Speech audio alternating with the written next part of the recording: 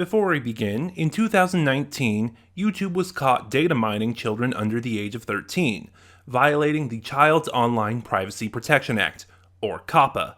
Since settling, YouTube has enacted new policies meant to dodge responsibility and scapegoat creators.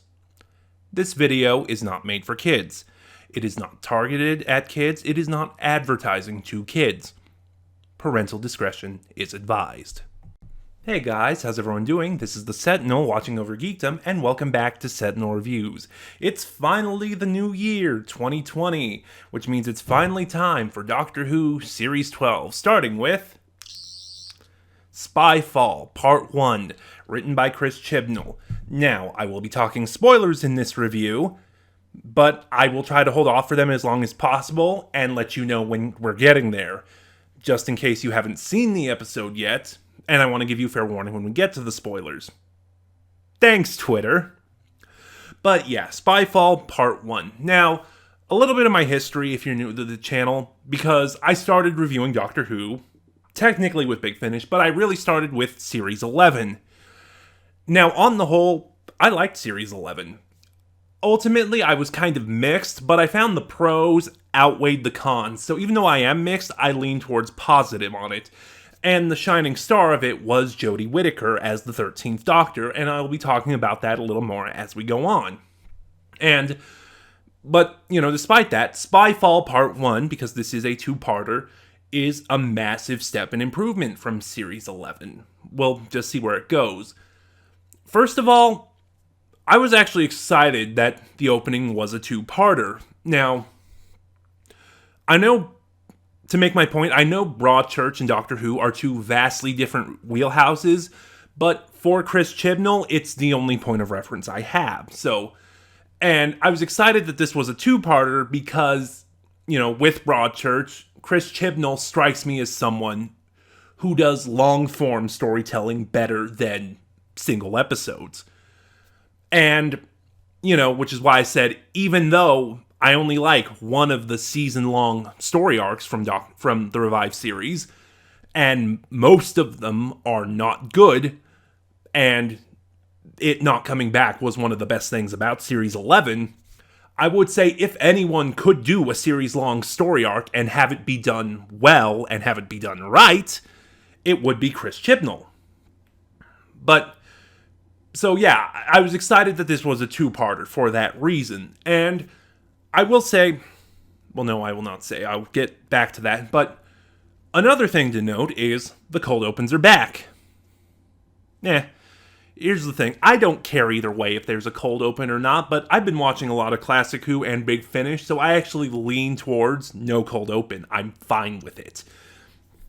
And I was admittedly a little disappointed that they were back, And also, the cold open was really weak. In fact, that's one of my big critiques with this episode, is the opening minutes are the weakest part of it, with the cold open, and then the companions trying to acclimate back into their normal lives and trying to come up with decent cover stories. Ryan's been sick constantly, Graham's been traveling, Yaz has been... She keeps getting called away. Now that I think about it, I don't remember what Yaz's cover story was. She essentially has the equivalent of Doctor's Notes, basically.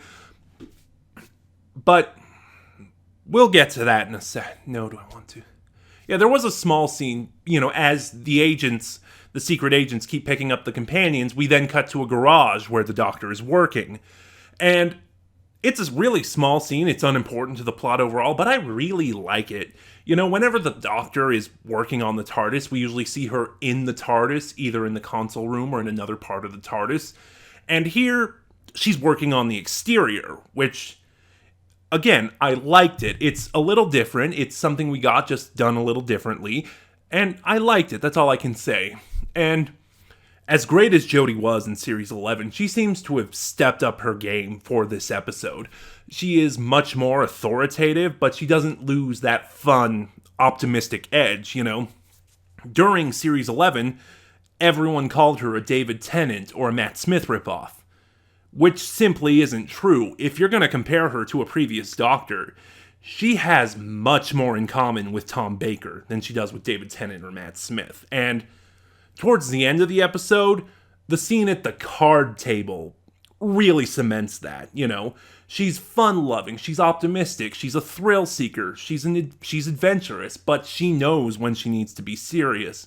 And sometimes the fun-loving is a bit of a mask. Now, as I said, the opening minutes were very weak. It seemed to just want to get into the episode as fast as possible, so the execution was a little clunky. And it wasn't until we got the scene at in the car, which was really great, by the way, that things started picking up. And speaking of which, the direction across this episode is really good. You know, it's good at showing what's going on, and it's good at showing the character's reaction to it. Specifically in my notes, I commented specifically on the use of close-ups. Now, I talked about the Doctor a little bit, and before I get to the guest stars, I want to talk about the companions. Graham is charming. Of the fam, he is my favorite companion because he's charming, he's charismatic, and he has really good chemistry with the Doctor, and he's always integrated into the stories really well. Yaz was sort of the weak link in Series 11, so she gets a lot more to do here, and she's good, but it's at Ryan's expense, you know? Whereas in Series 11, Graham and Ryan had a lot to do, and Yaz was kind of shafted. In this episode, we'll have to see how Part 2 plays out. Graham and Yaz have a bit more to do, and Ryan gets shafted. Which is a shame, because I really liked Ryan, you know? In The Woman Who Fell to Earth and The Ghost Monument, Ryan was really cringy. Like, he had a lot of bad dialogue. My point of reference really is The Ghost Monument, when they meet the robots and Ryan picks up a gun and goes, "Call of Duty. I've practiced for this." But by Rosa, he improved tremendously. And then back here, and all I'm going to say, if you haven't seen Spyfall yet, is the Logan scene. He's back to being really cringy. Although, the scene with him and Yaz in Australia after events happen is really good. And it really shows their relationship improving. And because Graham and Yaz, as we learned in The Woman Who Fell to Earth, have been friends or have at least known each other since they were kids. And I really like the relationship they have, and the relationship that I believe, because I'm a shipper, not really for Doctor Who though, that the relationship that the show seems to be setting up. Now the guest stars. We have 3. We have Lenny Henry, Stephen Fry, and Sacha Dhawan. Lenny Henry is kind of the best one. Kind of. Again, we'll get to that. You know, all of his scenes are really good. Stephen Fry, and we'll get to the first spoiler here, it was a shame how short his time in this episode was, because he was also really good. You know, he just worked with what he had, and he sold it. And it was just a shame that his time was so short. Ooh, that brings me to another point I wanted to bring up, because in this episode, the Doctor is working with MI6. And I imagine some people will be really mad about that, because they'll be like, why can't it be UNIT? Or why can't it be Torchwood? Both of which get name dropped. But I like it, you know, it's just because the Doctor obviously has some standing in government of some form. You know, like in The Ultimate Adventure, the Doctor is called upon by Margaret Thatcher. So, you know, the Doctor kind of has her fingers in all forms of government. And I like that it was MI6. It works with the spy theme, and it's just, for me, I felt it makes a lot of sense. You know, the Doctor's been on Earth for how many centuries, and it would make less sense if she wasn't involved with MI6, is what I'm trying to get at. And that will bring me to something else, because Spyfall. This episode is obviously a play on James Bond and, you know, the spy genre. And the references are really on the nose to the point of being annoying, you know, like, first of all, when we meet Stephen Fry, who is the head of MI6. C, yes, really. There's construction going on in my kitchen, so if you hear it in the background, I'm sorry. Anyway, C is the head of MI6, and there is another agent the Doctor interacts with named O. And by the time we get to the gadgets, I was just so done with the spy stuff. I didn't care. Speaking of which, we meet O, played by Sacha Dhawan, and he's really great. He's kind of charming in that sort of bumbling goofball kind of way. And as I said, Lenny Henry is also good. I just forgot his name. Is it Bolton or something? Oh, I'm sure it'll come back to me. And he plays a former MI6 agent who is the head of a really powerful global search engine. A Google analog, if you will. And like I said, his scenes, especially with Ryan and Yaz in his office, are all great. There's this great tension. Actually, the mood throughout the entire episode is really great. It's edge of your seat. It's really tense, you know. You want to find out what happens next. And the music throughout this entire episode really helps contribute to it, along with the directing, which I mentioned earlier. And let's see. There is aliens in this episode, and I don't want to talk too much about them because at this point, there's not really a lot to say. This is a two-parter, so I imagine there'll be more to say about them in part 2, and we really didn't get a lot with them. So overall, Spyfall is a really good episode. It's got some missteps, like I mentioned, the really clunky opening, and the pacing is weird. Like, the episode feels like it moves at a very breakneck pace, but then you pull up the time bar, and you're like, that was only 15 minutes? Wow. Because with commercials, this episode was an hour and a half. I watched it recorded on my DVR. I didn't watch it online. So, what was the point I was trying to get at there? But yeah, the pacing feels off because it feels like the episode moves faster than it actually is. But then when you look at how far into the episode you are, it actually seems to be going really slow. I really don't know where I was going with that. Anyway, yeah, Spyfall is good. It's a promising start to... It's an improvement from Series 11, which was good. It's a promising start to Series 12. I really liked it. So now I'm going to get into the major spoiler. As I said, there is a third guest star here. Oh, a sort of analyst for MI6, played by Sacha Dhawan. And it's revealed he is the Master. And that scene, the scene where he reveals himself, is amazing. Like, just the build-up to it, the tension, the music. Jodie's performance when she realizes she's the Master. And as far as disguises go, I loved that, you know, because when Jodie finally puts it together, she's like, oh, and the Master is just like, and that's why I chose my name.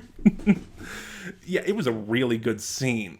If there was anything, and I can't really talk about Sacha Dhawan's incarnation of the Master because it was only 5 minutes, but if there was anything I was disappointed about, it would be that he seems to be going for the John Sim style of Master. You know, very manic energy, and he wears the Master's psychotic nature on his sleeve. He's very outwardly psychotic.